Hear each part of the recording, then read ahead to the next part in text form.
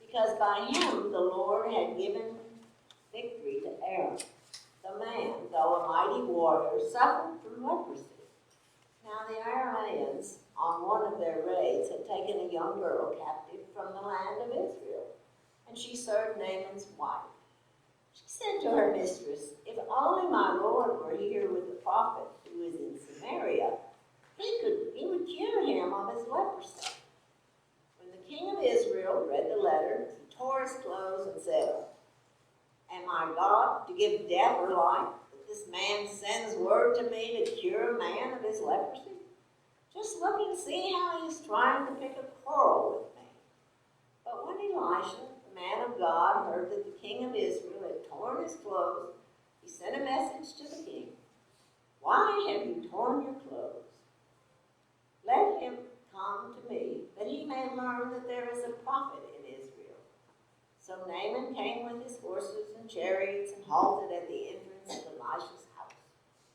Elisha sent a messenger to him, saying, "Go, wash in the Jordan 7 times, and your flesh shall be restored, and you shall be clean." But Naaman became angry and went away, saying, "I thought that for me he would surely come out and stand and call on the name of the Lord his God, and would wave his hand over the spot and cure the leprosy. Are not Abana and Pharpar, the rivers of Damascus, better than all the waters of Israel? Could I not wash in them and be clean?" He turned and went away in a rage. But his servants approached and said to him, "Father, if the prophet had commanded you to do something difficult, would you not have done it? How much more when all he said to you was, 'Wash and be clean'?" So he went down and immersed himself 7 times in the Jordan, according to the word of the man of God. His flesh was restored like the flesh of a young boy, and he was clean. Then he returned to the man of God, he and all his company. He came and stood before him and said, "Now I know that there is no God in all the earth except in Israel." Hear what the Spirit is saying to God's people. Thanks be to God. The second reading is from 2 Timothy. "Remember Jesus Christ, raised from the dead, a descendant of David.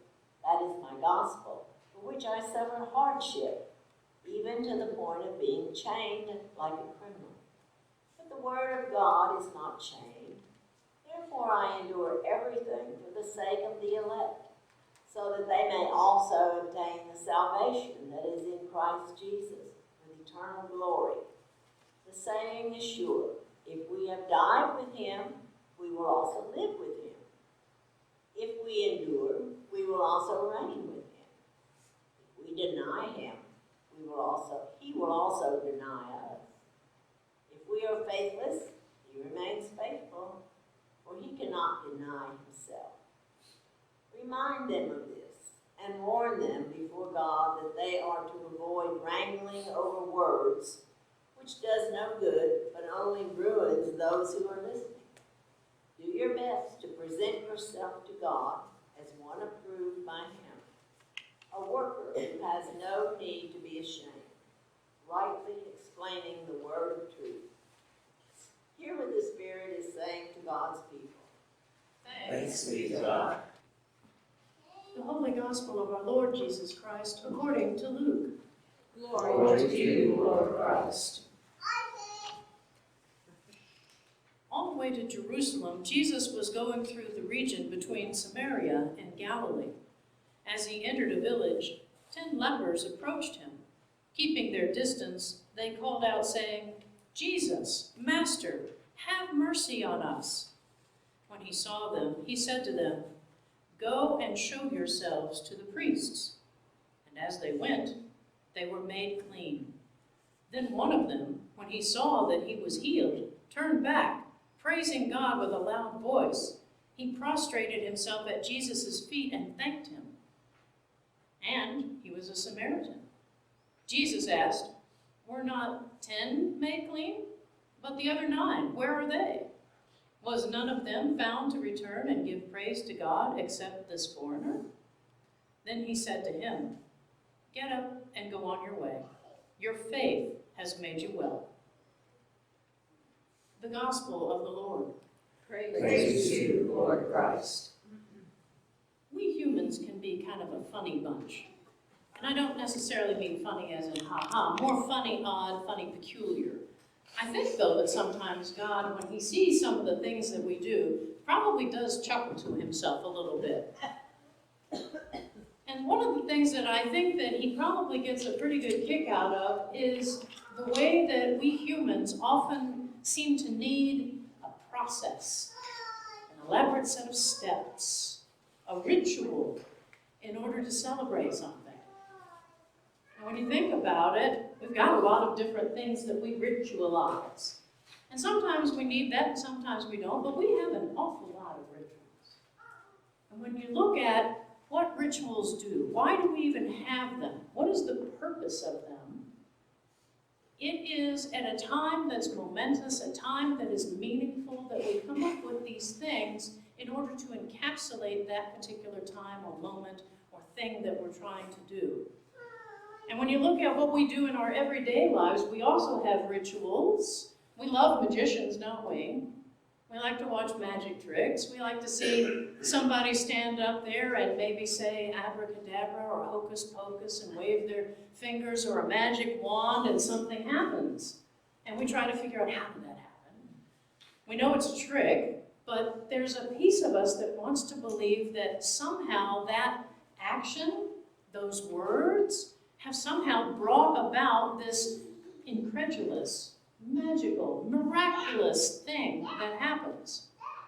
And look at the popularity of the Harry Potter books and movies. How much we want to be able to leviosa and make something rise up. There's that desire among us to have those powers and that way of being within us or within those rituals, that they somehow convey what we most deeply desire and want.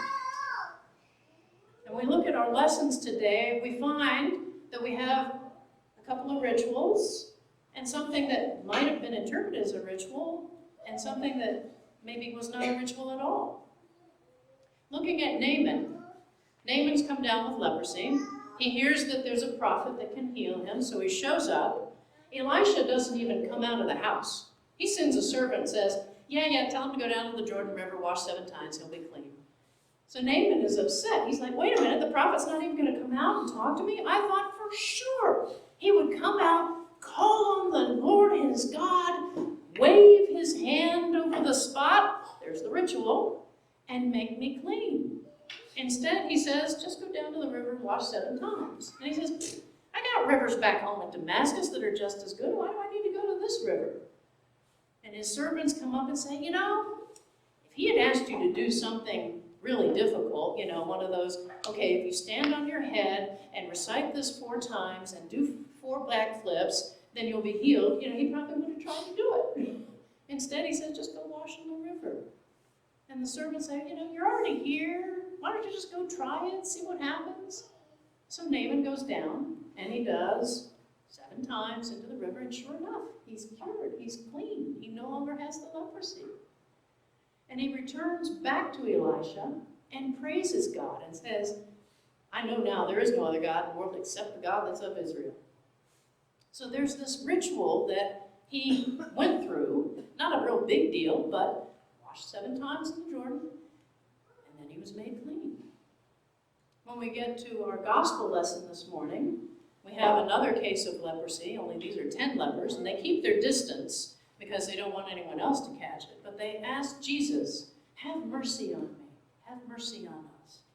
And Jesus doesn't have them do any special ritual. In this particular instance, he says, go and present yourself to the priest and show yourself to him. Now, the only reason to do that is the priests are the ones in the community that declare whether you are clean or unclean, whether you can continue to be a part of the community or if you need to stay away because you are now somehow unclean. And leprosy was one of those things that you had to stay away.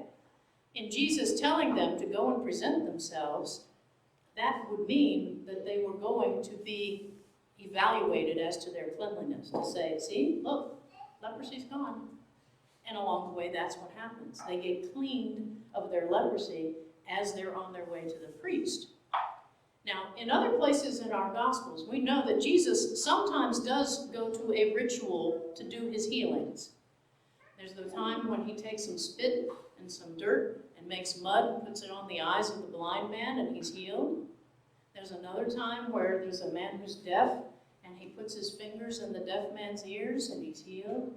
There's a mute that he takes some of his spit and touches it to the man's tongue and he's healed. Those are all rituals. Those are things that other times he doesn't do. In other times, somebody comes to him and says, you know, I have a daughter that needs to be healed, I have a son that needs to be healed, I have a servant that needs to be healed. And Jesus will just say, yep, go on back home, he's healed, he's good, he'll live, or she'll live. And there's no outward visible sign of a ritual. So why do we have sometimes rituals and sometimes not? Many of us will find that we believe a little bit more strongly. And when we believe, God can act. When you think about when Jesus was starting his ministry and he goes back to his hometown and he tries to do some healing, but he was only able to do a couple of things because the whole village says, isn't this Joseph and Mary's boy? Isn't this the carpenter? They don't believe that he is the Messiah. They don't believe he has the powers that he claims to have. And without that belief, without that faith, it can't happen. So sometimes those rituals help us to believe something is happening, and I believe it can happen. And by believing it can happen, it does happen. Now, there's been some scientific studies that have been done on this that show when people have a certain thing that they do, often it's performance type things. If you're a musician or if you're in sports and you have a certain thing that you do to get ready for the game or the concert or the performance, it helps you to get into that mode of this is how I'm going to be in this performance, and it works. It calms nerves. It allows us to believe that we can do this. We get confidence, encouragement, and that's the same thing that happens in some of these other things that we ritualize.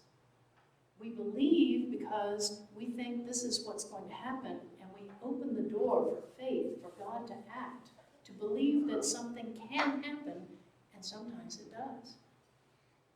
In our own everyday lives, do we have a few rituals that we do because we believe that they'll be effective? Yesterday morning, I'd already written my sermon. I'm sitting at the breakfast table. Robin gets up, gets showered, gets dressed, comes in. She's got on her USC t-shirt and her USC tennis shoes because she's a USC graduate.